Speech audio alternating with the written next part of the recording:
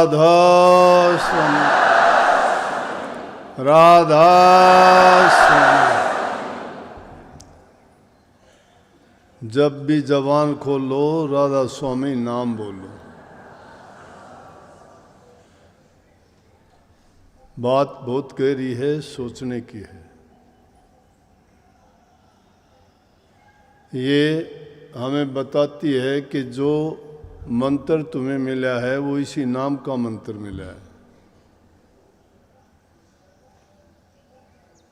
और उसका अभ्यास कैसे करो कि दोनों टाइम तो पक्के हैं ही हैं, कि सुबह और शाम का तो पक्का है, लेकिन इससे अलावा भी अगर जो भी समय मिलता है, जब भी तुम जबान से कुछ बोलना चाहते हो तो राधा स्वामी नाम पहले बोलो,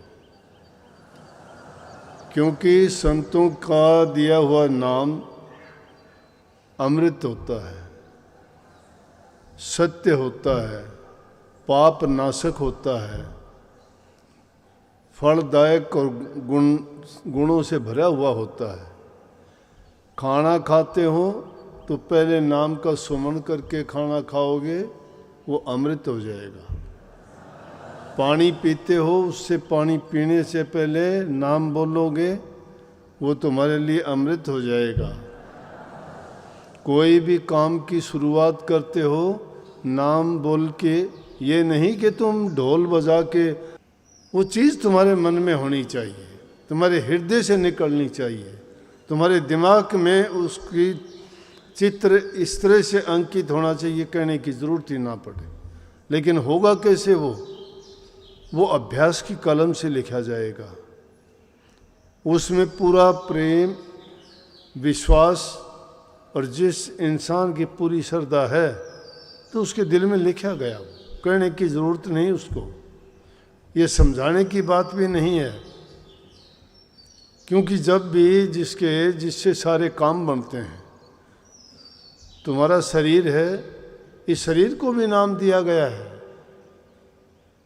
आप सबको उसी नाम से ही बुलाया जाता है, वो तुम्हारी पहचान है। वो नाम लेके अगर नहीं बोला जाता तो दुनिया को बोलते रहो, तुम मुड़ के भी नहीं देखते, क्योंकि तुम्हें नहीं बुलाते वो नाम तुम्हारा नहीं है। तो राधा स्वामी नाम किसका है? स्वामी, मालिक का नाम है, सतगुरु का दिया हुआ है।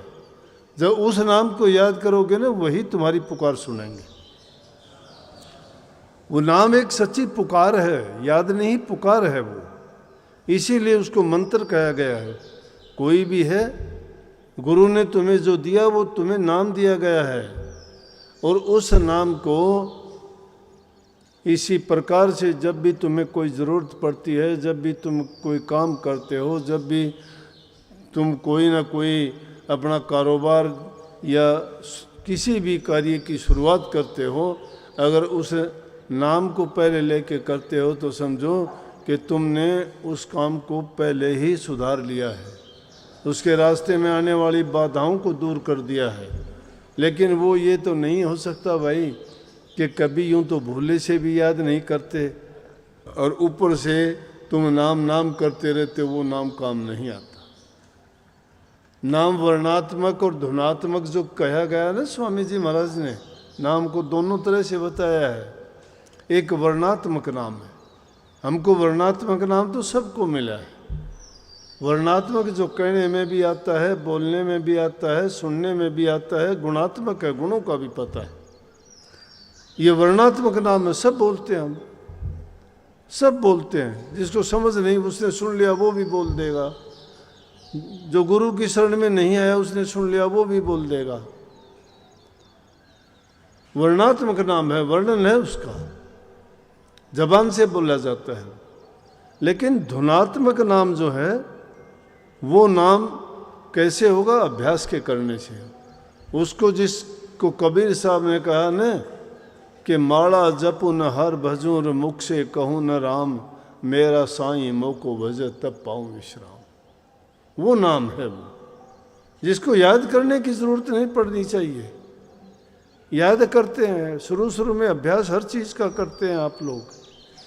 कोई भी काम करते हो, ड्राइवर गाड़ी चलाने का करता है, कोई साइकिल चलाने वाला, बाइक चलाने वाला, या कोई जो संगीत के साधन बने हुए हैं, हारमोनियम है, बैंजू है, बीणा है, बांसुरी है, जो भी बजाते हैं, तो एक बार अभ्यास करते हैं उसका, और अभ्यास करने के बाद वो ये थोड़ा जो भी धुन निकालना चाहे निकाल लेते हैं उसी से।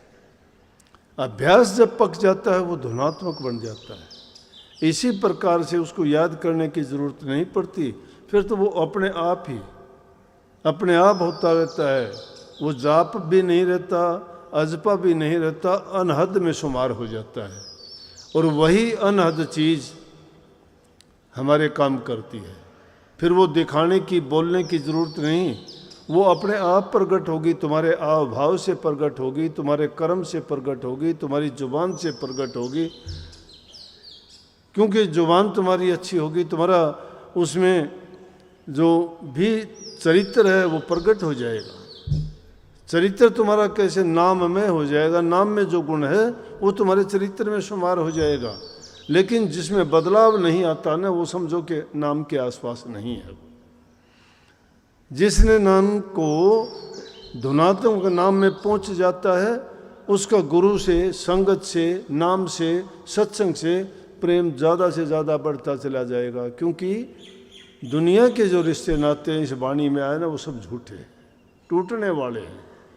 सतगुरु का नाता टूटने वाला नहीं होता कभी। और जो टूटने वाले होते हैं वो लालच के होते हैं, स्वार्थ के होते हैं, वो सिर्फ अपने मतलब हासिल करने के नाते होते हैं। दुनियादारी की चीज़ों का नाता गुरु से नहीं जुड़ता। गुरु से जो नाता जुड़ता है ना, वो रूहानी नाता है, वो नाता टूटता नहीं। दुनियावी नाते टूटते हैं, सारे टूट जाते हैं। भाई साथ छोड़ जाता है, संबंधी साथ छोड़ जाते हैं, क्योंकि उनका कोई ना कोई स्वार्थ हित था। लेकिन सतगुरु का क्या हित है, वो क्यों छोड़ देगा? अगर हम छोड़ देंगे तो हमारा हित था, हम में वो कमी थी। गुरु नहीं छोड़ता। इसीलिए कबीर साहब ने, कबीर गुरु सबको चहर, गुरु को चहे न कोई। गुरु तो सबको चाहता है, सबको चाहता है, सबका हित हो, सब अच्छे हों, सबके दुख दूर हों, सब पाप कर्मों से बचें, नेक इंसान बन के नेकी के रास्ते पर चलें और अच्छे से अच्छे कार्य करें। नाम इंसान को दोनों तरह से बनाता है। दुनिया में रहते हुए उसको सुखी जीवन देता है, और यहाँ से जाने के बाद में सदा के लिए उसको मुक्त कर देता है, अमृत कर देता है, उसको निज धाम में पहुँचा देता है। जहाँ से वो आया था वहीं जाके सदा के लिए विश्राम वहीं पे करता है। वो बैठ के अपने शब्द वाणी गाओ, आपस में भक्ति की, अभ्यास की, नाम की चर्चा करो।